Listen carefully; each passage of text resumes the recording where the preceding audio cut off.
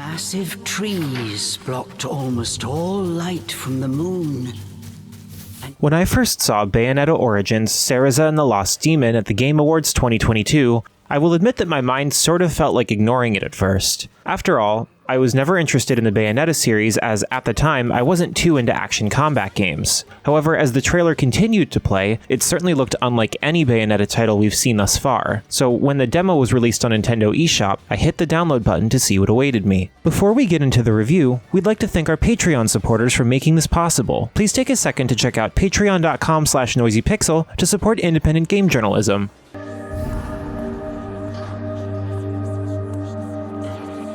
Why don't you just leave? Stay away. She can't be trusted. In Bayonetta Origins, Cereza and the Lost Demon, our story begins with two clans, the Lumen Sages of Light and the Umbra Witches of Dark. One day, a Lumen Sage fell in love with an Umbra Witch, and they both had a child, Cereza. Unfortunately, her father and mother were sentenced to severe punishments due to this forbidden love. And because of Cereza's mixed nature, not only was she separated from her parents at a very young age, but she was ostracized by the villagers, who said she would only bring ill for as long as she lived. During a dream where she attempts to rescue her mother, Cereza hears of a special power she could obtain if she ventured into Avalon Forest, a forbidden place that her mentor Morgana continuously advised against going inside. Eventually, Cereza grew fed up and ventured inside, hoping to obtain the promised power. The entire narrative is presented like a fairy tale book, with ink blotches slowly revealing the cutscenes and an omniscient narrator telling you the events as they unfold. The demo allows you to play through the entirety of Chapter 1 and will stop at a major narrative point in Chapter 2. Short, but thankfully that is still plenty of time for you to get accustomed to the basics. The first character you'll learn to control is, quite obviously, Cereza,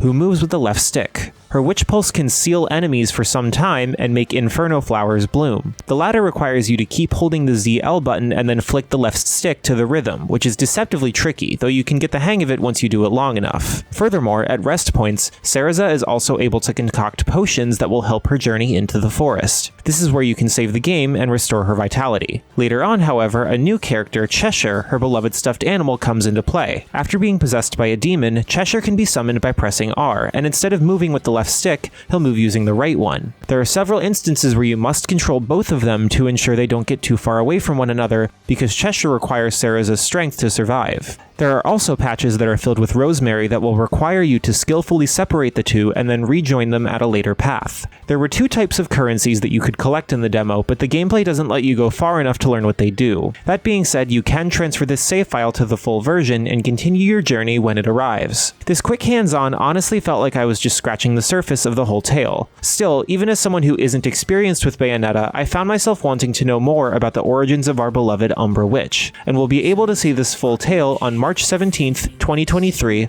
for Nintendo Switch. Thanks for watching. This video is brought to you by our supporters on Patreon. Noisy Pixel is run by a group of gamers providing independent gaming coverage through news, reviews, previews, and more. Check out our Patreon to help support our continued growth and subscribe to keep up with our future content.